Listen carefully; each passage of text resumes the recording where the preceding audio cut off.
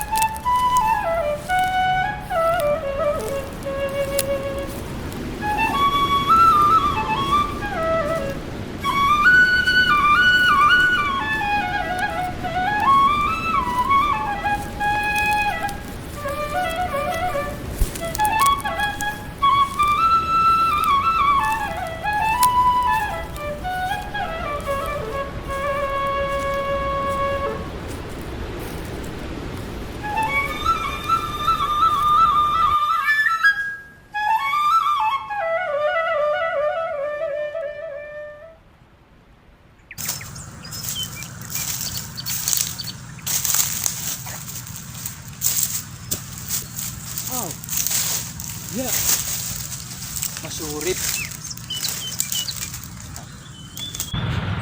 Apa kau punya air? Minyaku sudah habis diminum. Hei, seburuk inikah sikapmu pada orang lain? Karena sikap kalian juga seperti itu pada kami. Apa maksudmu? Aku hanya meminta sedikit air minum. Sistem kasta sosial yang dibikin oleh bangsamu. Aku tidak peduli itu.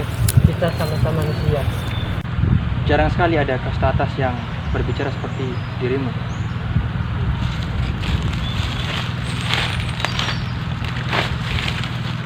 Air minumku juga habis. Oh, ya sudah Pak. Kenapa Sira ada di sini? Aku sudah 3 hari ini kabur dari rumah. Kenapa kau kabur sing istanamu itu? Rumah keluarga aku maksudnya. Aku benci kehidupan di sana. Selalu memamerkan harta dan kasta. Tapi ibuku itu orang yang baik. Terus Sira mau kemana lagi? Entahlah, aku tidak tahu. Kau juga pasti durung makan kan? Ayo ikut aku pulang. Siang nanti ibuku akan masak. Apa kau yakin? Ya, tapi sebelum itu bantu Isun cari kayu bakar dulu untuk memasak. Apakah keberatan? Tentu saja tidak. Mari bantu cari. Setelah mencari kayu bakar cukup lama, aku mengajak dia pulang. Dia sangat ramah dengan keluargaku, apalagi ayahku yang ternyata sudah kenal Sander. Karena dia bekerja di perkebunan rumah keluarganya. Dia tahu Sander itu baik. Dan ibuku juga turut senang saat Sander membantu apinya agar tidak padam saat masak.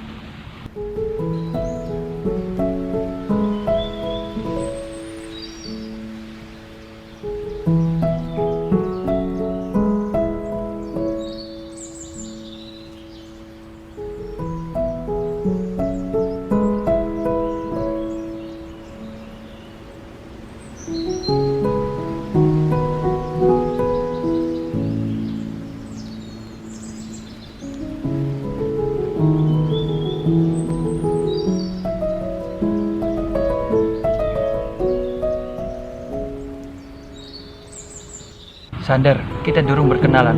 Isun tahu namamu dari ayah. Aku Sander the Priest. Panggil aku Sander. Isun Raden Sujiwa. Panggil Bayi Radin. Di rumah aku biasa bicara dengan pribumi yang belajar. Termasuk ayahku. Ya, karena darahku juga setengah pribumi. Rasanya sangat buruk jika harus memaki bangsaku sendiri. Kau keturunan Islander? Nih, ibuku itu asli Jawa.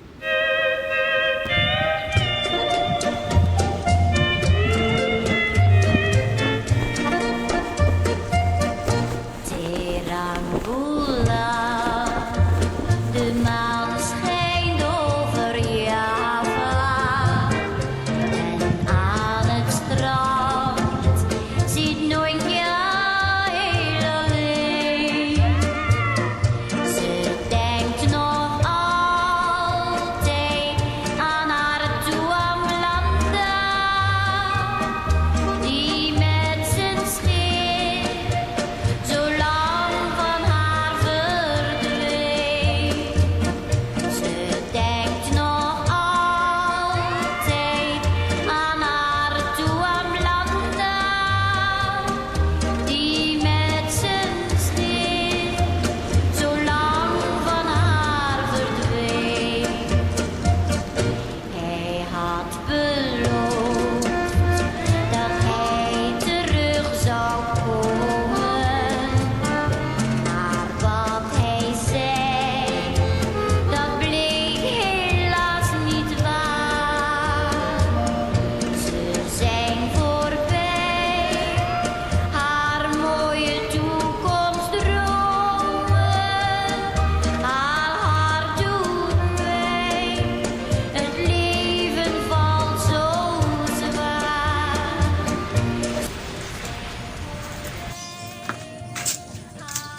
Jadi besok aku akan kesini lagi. Ya.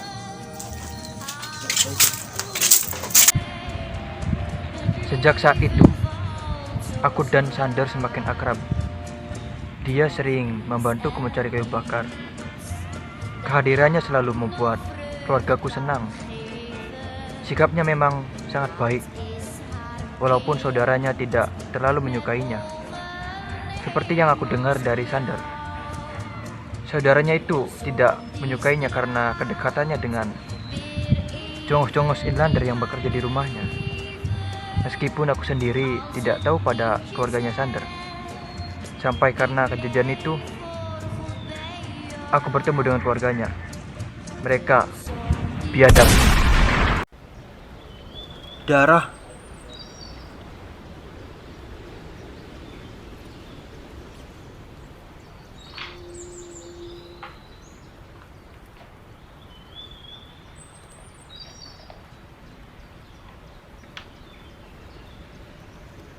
Pak, Bu, siapa yang sudah membunuh kalian seperti ini? Setelah itu, semuanya gelap.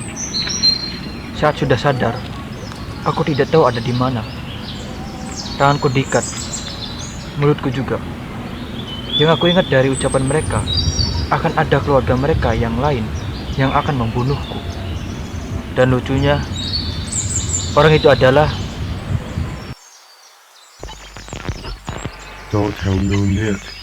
Biarkan saudara kalian yang lainnya akan bunuhnya. U heeft er niet om te band doen. Wij gaan nu sluiten, luisteraars. Vaarwel tot betere tijd. Leven het vaderland, leven de koningin.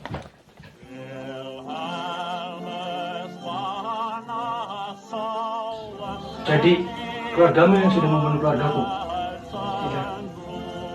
Ini adalah perintah dari atasan ayahku yang sangat membenci kaum pribumi. Cepatlah keluargaku. Dan kau, cepat selesaikan perintah itu. Bunuh aku sekarang. Siapa yang tega membunuh saudari sendiri?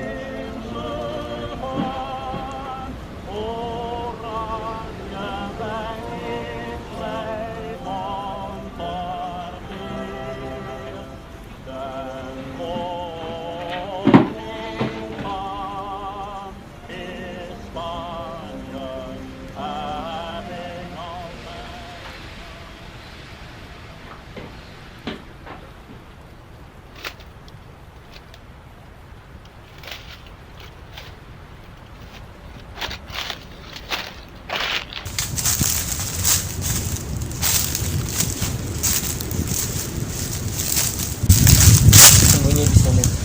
Aku harus kembali. Aku akan bilang ke keluarga aku bahwa aku sudah membunuh tempat lain. Apa buktinya? Tidak perlu. Aku anak yang baik. Mereka pasti akan percaya apa yang aku katakan. Terima kasih Sander. Tapi aku masih membenci keluargamu. Ya, dan ini untuk kerja-kerja.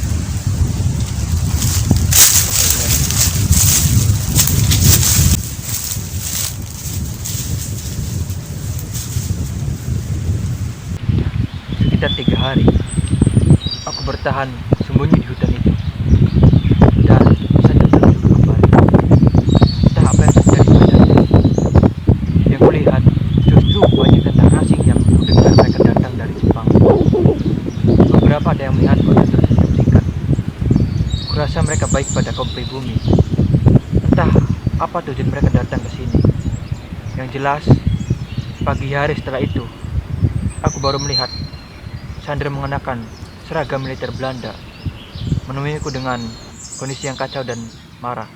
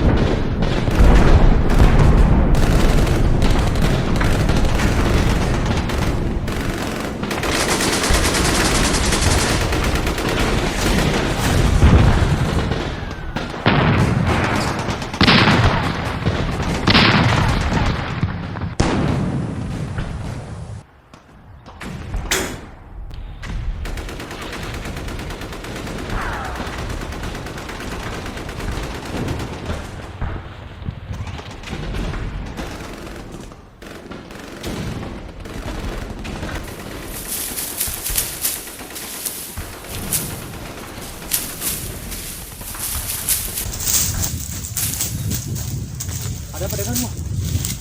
Ibuku dibunuh tepat di hadapanku oleh atasan ayahku sendiri setelah semua saudaraku kembali ke Nederland karena kedatangan Nippon. Nippon?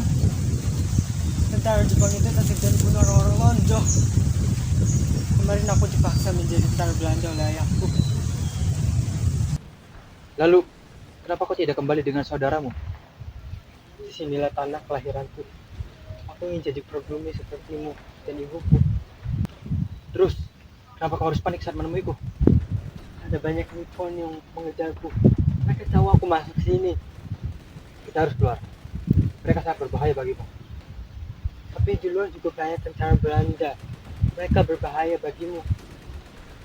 Kau sudah menyambat aku. Sekarang giliranku membalas budimu.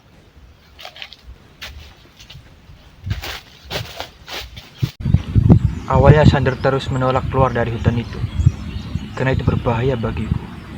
Tapi saat Nippon itu mulai datang, aku langsung menariknya untuk lari.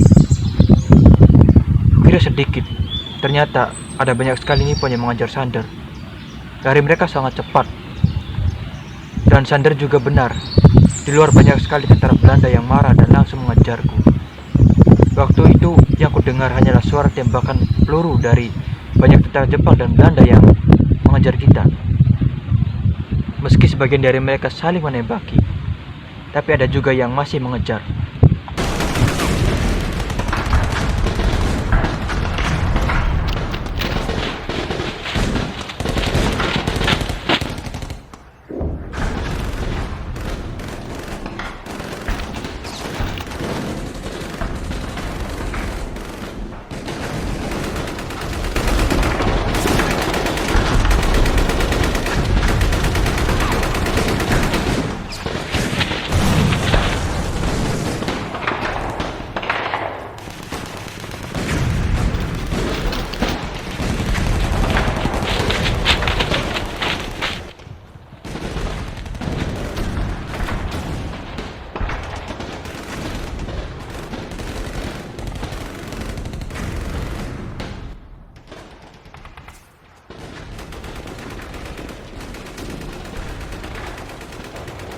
Akhirnya. Lihat tempat itu. Ayo kita sembunyi di sana. Ya, kau benar. Kita pasti aman.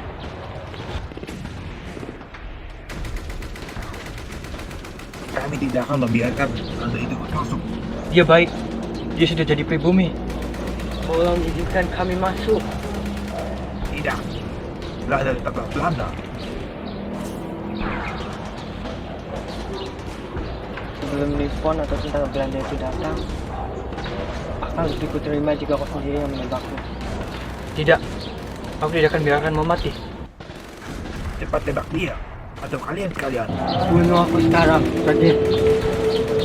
Siapa yang tega membunuh sahabatnya sendiri?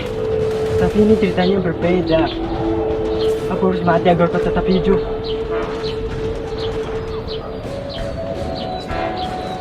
Masuklah ke sana, selamatkan dirimu, Raden.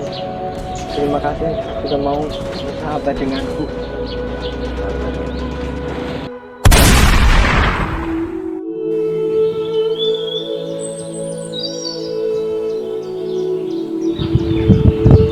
Itulah akhirnya. Aku tidak tahu siapa yang harus aku salahkan atas kematian Sander. Aku memang sahabat yang buruk. Aku merekam ini dengan kamera yang kutemukan di rumah keluarganya Sander yang sepi. Banyak mayat di mana-mana. Sander, aku tahu kau marah pada atasan ayahmu yang sudah membunuh ibumu dan menyuruh membunuh keluargaku.